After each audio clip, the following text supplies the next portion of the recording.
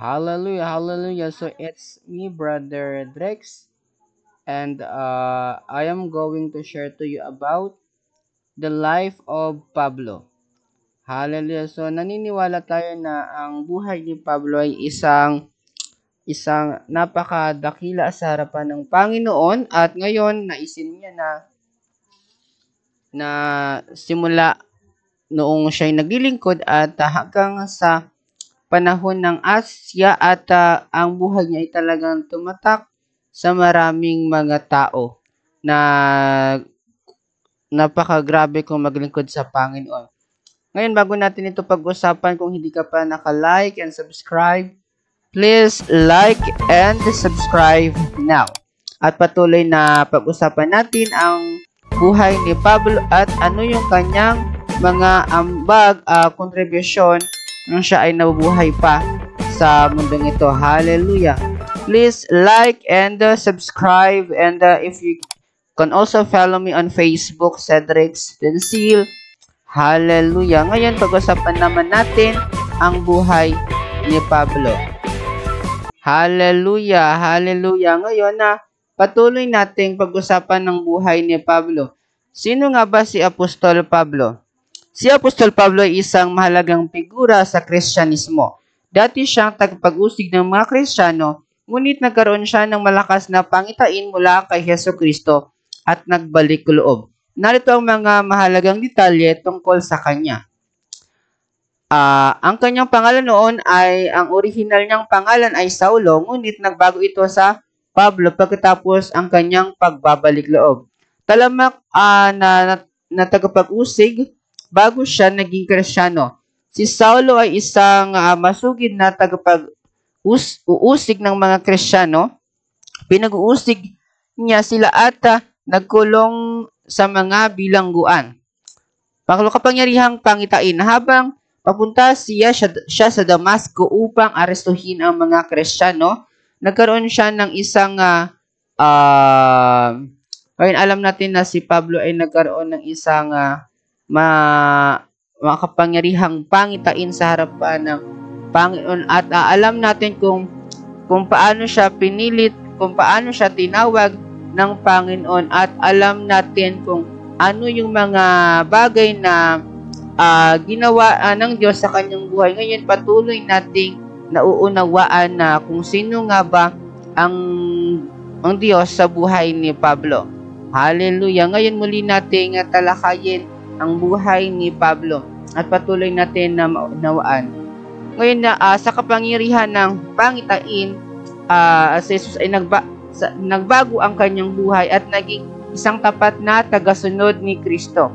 Si Apostol Pablo ay tinawag sa buhay ng mga hintil. Si Pablo ay naging isang apostol na nangangahulugang isang mensahero ni Kristo o isang misyonaryo.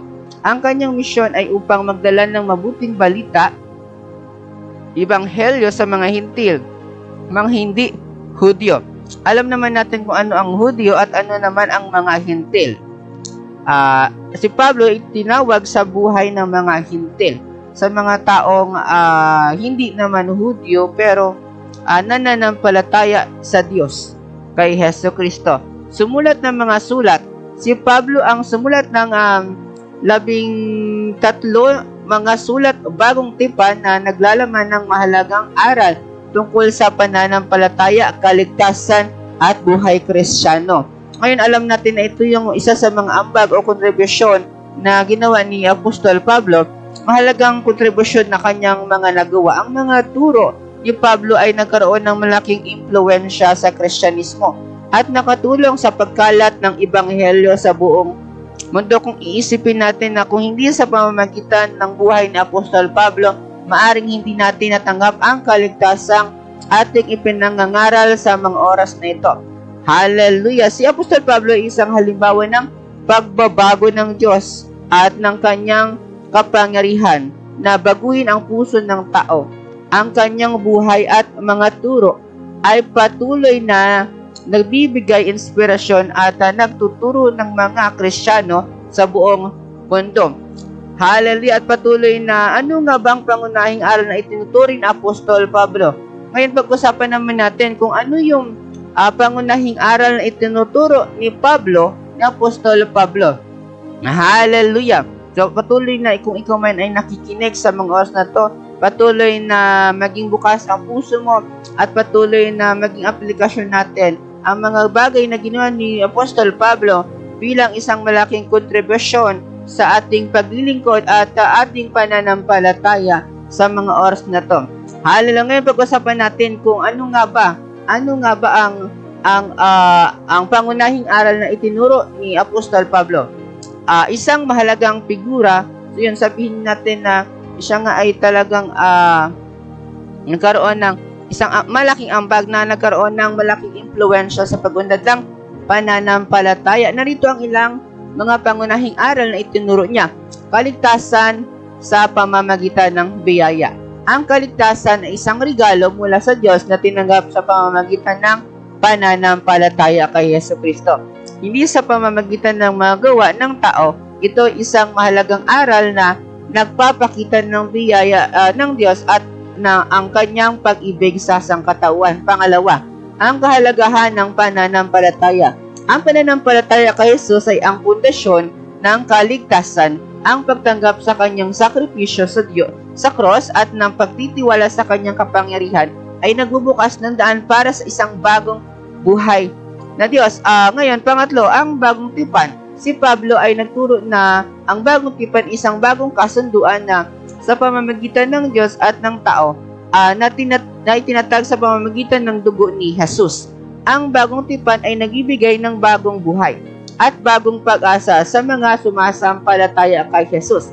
Hallelujah! Ngayong pang-apat, ang pagkakaisa ng mga Kristiyano. Si Pablo ay nagbigay diin sa pagkakaisa ng mga Kristiyano na sa kabila ng kanilang mga pagkakaiba at pagkakaisa sa pananampalataya kay Jesus ay mahalaga para sa paglago ng iglesia at para sa pagpapalaganap ng ebanghelyo. Panglima, ang pagiging santo. Hallelujah! Ang pagiging santo ay isang mahalagang bahagi ng buhay Kristiyano. Ang pagsunod sa Diyos, pag-aaral ng kanyang salita at pagbabahagi ng iniyong pananampalataya sa iba ay mahalagang bahagi ng paglalakad sa kaligtasan.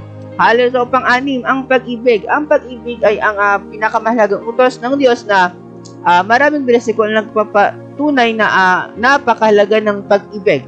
Ang pagmamahal sa Diyos at sa kapwa ay nagpapakita ng tunay na kahulugan ng pananampalataya.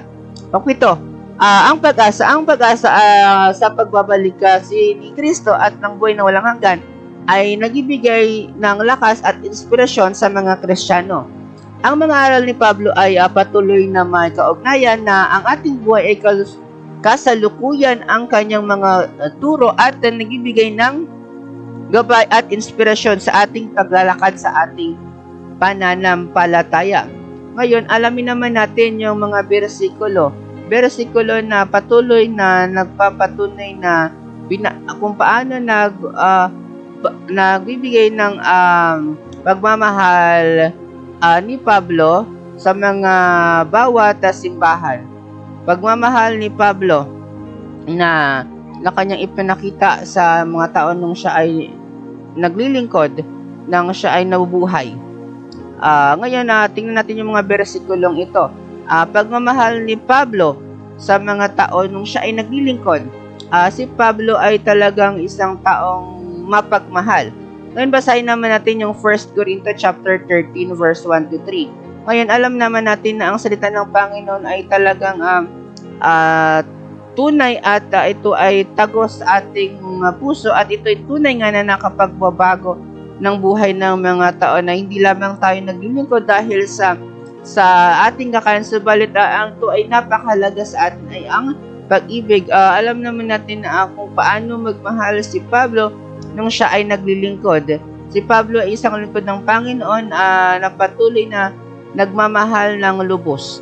Hallelujah! Ngayon, basahin nga natin, kung ikaw man ay may Bible o may Biblia, basahin natin ang 1 Corinto 13, chapter 13, verse 1 to 3.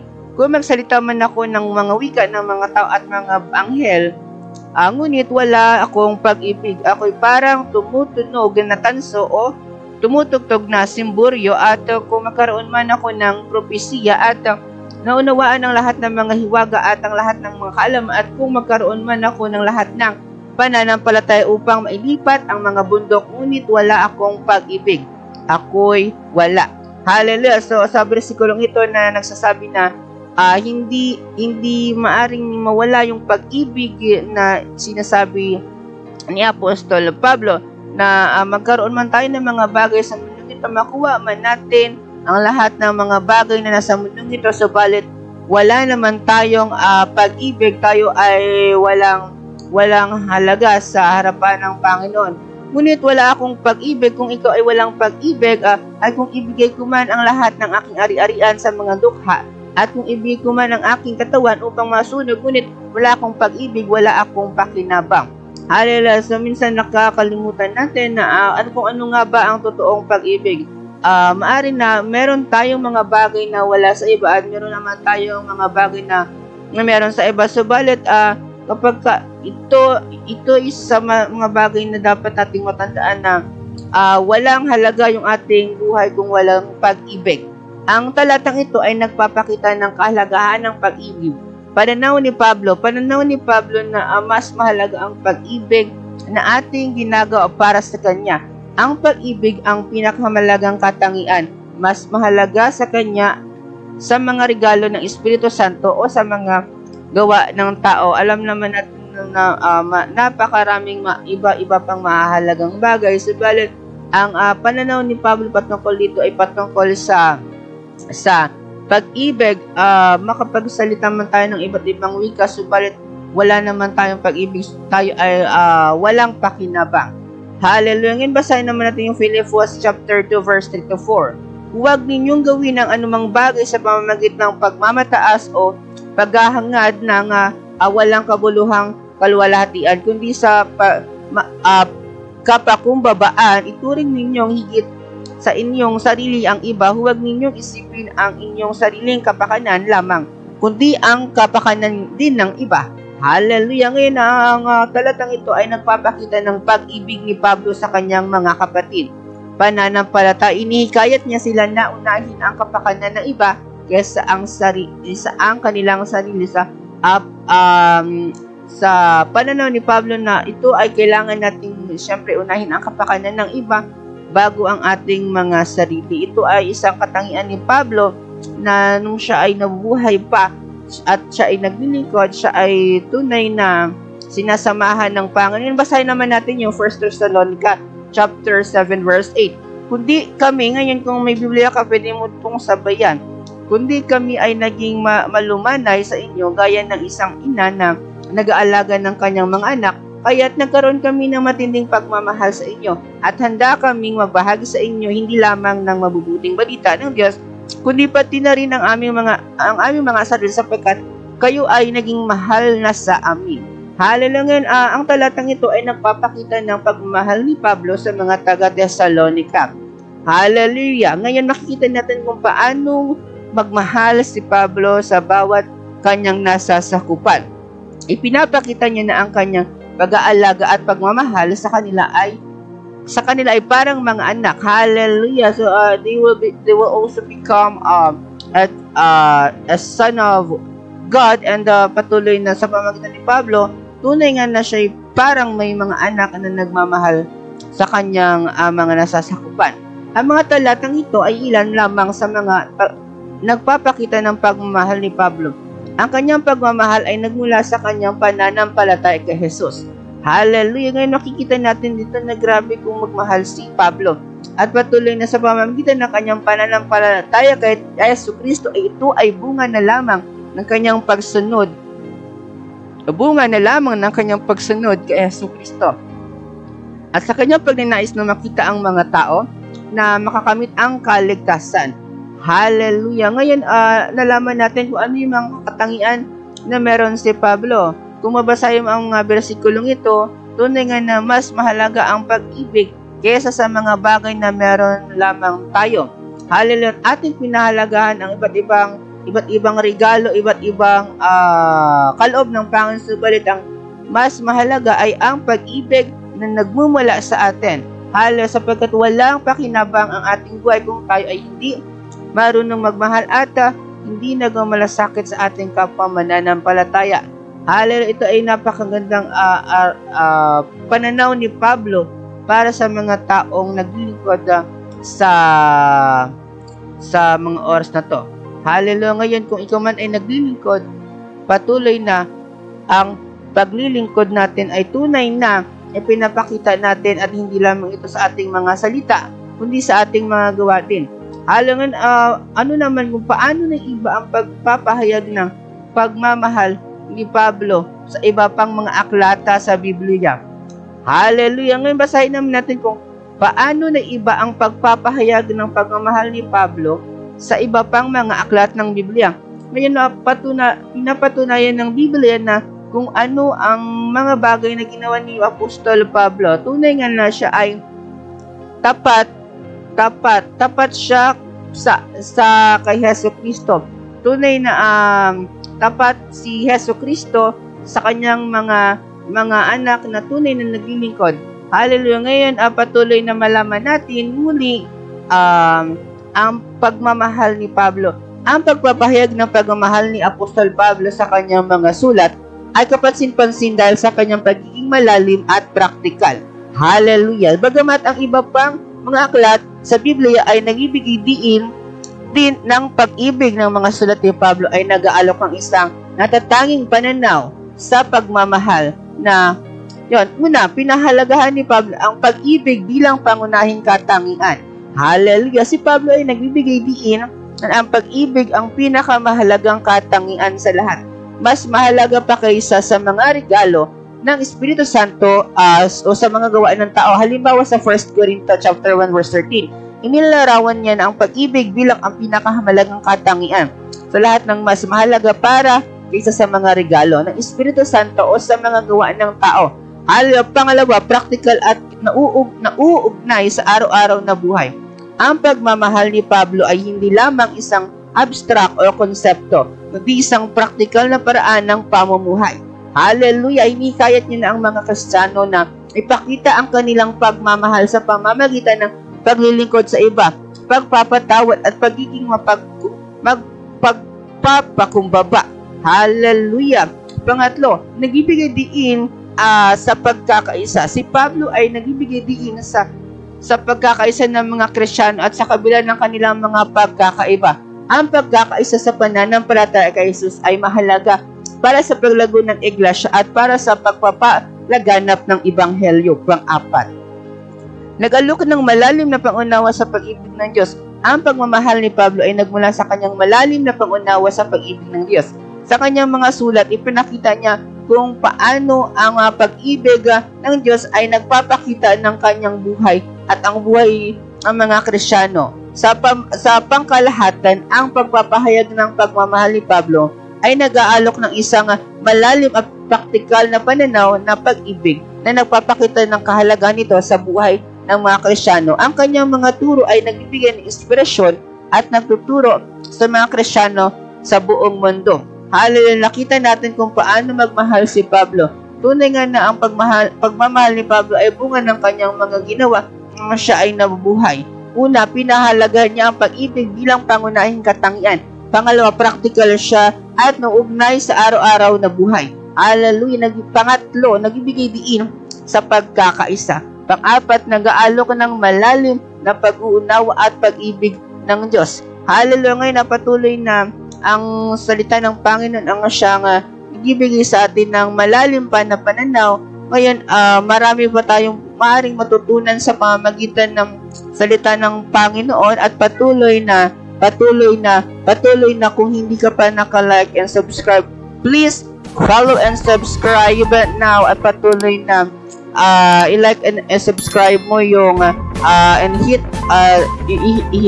i-follow mo yung aking YouTube channel and yung aking page at patuloy ka na maging notify sa ating mga gagawin pang videos. Hallelujah! Patuloy na kung ikaw man ay nakikinig at ikaw ay patuloy na nanampalataya kay Hesukristo, patuloy na ang pananampalataya ay patuloy na nag-aangat sa pananampalataya din ng iba. Patuloy na ang banal na Espiritu ang siyang nagbibigay sa atin ng tamang puso upang tayo ay maglingkod. Hallelujah. So muli, ako si Brother Drex at patuloy na marami pa tayong magagawang videos at patuloy na please support this social media platform for this kind of sharing. Hallelujah. Hallelujah. All the glory belongs to our King Jesus alone. Hallelujah. Thank you, Jesus. Thank you, Jesus.